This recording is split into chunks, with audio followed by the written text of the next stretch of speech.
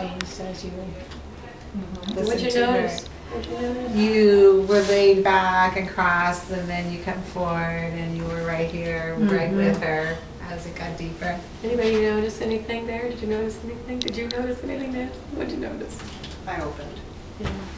I did a little thing. I almost told you beforehand, but I thought, oh, I'll just see how this goes. A little trick. Yeah, and it always works. Nancy started out, you don't mind my saying this? No. Nancy started out and she immediately turned her leg away from me. So she was a little guarded. And so I at first did the same thing. I matched her. And then I came down and I went the other way and she stayed there.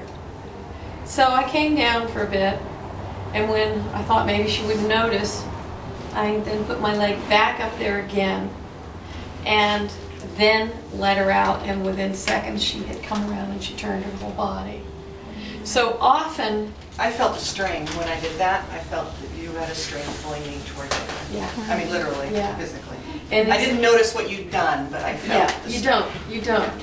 And that is one of the most powerful things. Our bodies are so incredible. The majority of our conversation is to do with our bodies. And that you can change the whole conversation by changing your body language.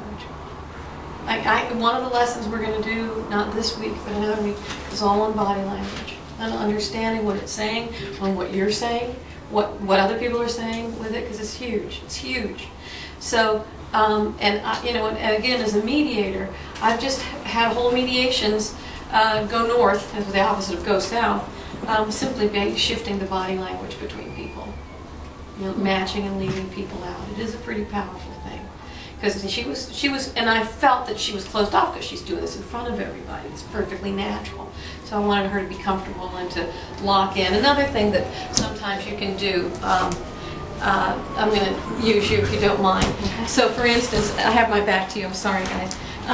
Another thing with body language is, say there's a lot of other people and somebody's feeling vulnerable.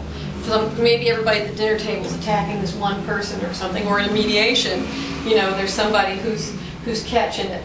And you can't leave the room. You can't stop it. But to keep them from leaving the room, to simply talk to them like this. To kind of put your arm over and to keep them, what do you feel now when I do that? If people over here were talking, what would you feel right now as I was doing that? Kind of sequestered. I made her safe. Simple little thing like that, just to make somebody feel safe. It's a powerful, powerful stuff. So anyway, so anything else you notice in the conversation in terms of questions, in terms of things I said, didn't say? Yes. You took your time. You didn't rush her through it at all. And tone of voice helps also. It's probably easy to lose it when you're mad or wanting to tell something, you know, and you did. Well, if somebody says I need to talk, I do the cleaning it out. And that's become like that for me. I can go there, I can clean it out. Unless I'm mad at somebody, then I can't. Right. But you know, if I know how to get present fairly fast, but that's taking practice. But it is about softening, and when you go to that place, it's a soft voice that comes through. You know. Anything else you noticed? Yes. I watched your eyes. What were they doing? You were really focused on her. And your eyes, I don't know how to explain this, but your eyes got soft and kind looking. I tell, and you see in the cards, I say soft focus, soft eye contact. You don't tell me. We have to hide from that. We can't do it. And you don't always look at the person. You look away a little bit. You know, you look away so that they get a break. It's too much to do this all the time, which is fake. That's not authentic. We just can't do it. And there's other cultures who you don't look at their eyes at all. Somebody from a Hispanic culture, Native American, more collective cultures, people who, you know, they live close to each other and do everything together, unlike us. Don't look them in the eye. As a matter of fact, I remember seeing these two men talking and saying, they're standing talking to each other, and one's here and goes, "Yes, I think you're a very nice person. Yeah, I really like you a lot."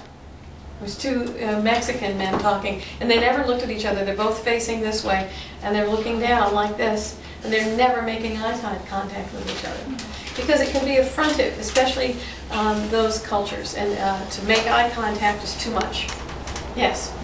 But nothing makes me more uneasy than somebody looking over the top of my head when they're talking to me. No, yeah, or that's looking another thing. past me. It's like they're phony, they're not listening to me, they're insincere, Right. and And that's not the same thing. I really have an aversion to it. So somebody who's somebody who's uncomfortable with making eye contact, and that's about them. So for us, I can't fix that person because they're not in the room. But to just, if you're uncomfortable, and some people, we are uncomfortable. I've found there's some people, I'm so uncomfortable, talking to them, and I'm checking in my body, I'm going, oh, I just want to run like the dickens from this person. And we should listen to that. That's the body telling you the truth. But if you find you're a little uncomfortable, to just look at briefly and look away. But to briefly, occasionally just look at them and then go back. Not fast, but to go look at them briefly and then look away if you have to. Some people you just can't. And that's a whole other story about why. Okay.